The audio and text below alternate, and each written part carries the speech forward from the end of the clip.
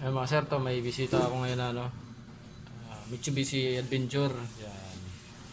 Bali ang issue nito mga sir, yung speedometer niya. Pagdating daw sa 60, yung takbo, umiingay tapos bigla na rin na palo sa 120, 100 basta pagdating daw sa 60 kph. Yan, nagumpisa yung ingay tapos pumapalo ng high speed.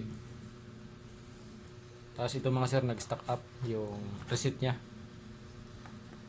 sa Udo. Yan. Ayaw ma-reset. Buksan na ba sir para ma-check natin kung kaya pang i-repair.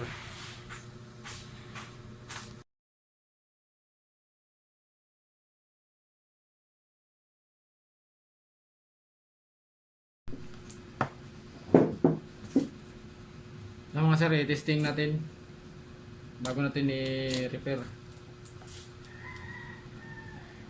Maingay daw mga sir, sabi ng mayari. Yan, maingay nga mga sir. Oh. Narinig nyo mga sir. Ewan ko lang kung rinig dyan sa camera. Yan. Sabi ng mayari, pagdating daw sa 60 kph nag-iingay, pero ito mabagal pa lang yung pihit ko. At saka nag-high speed nga rin siya. Oh. Yan. Mabagal pa lang pihit ko pero maingay na siya. Yan. Kinakamay ko lang yung pagpihit ng mga sir ng kable. Oh. Yan. Yan. Ingay mga sir.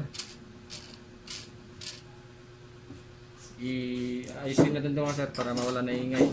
Tsaka para hindi na rin siya mag high speed.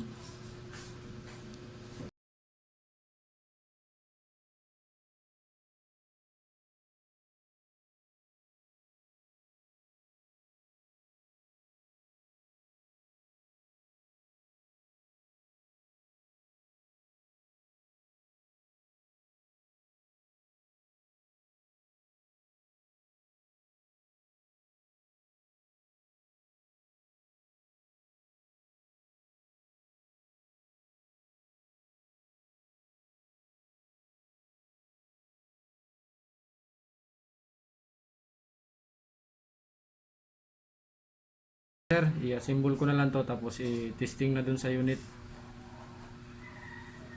Kung gusto nang mayari i-test drive. Okay ito mga sir.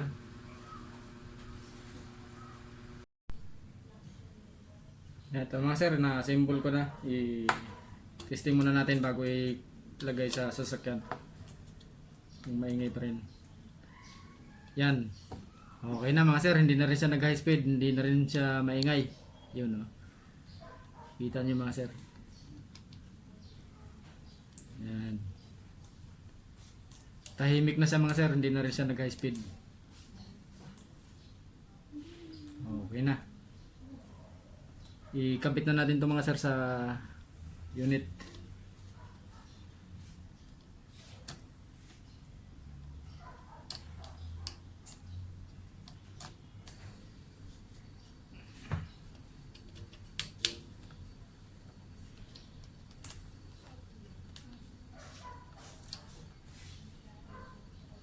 Yan. Okay na.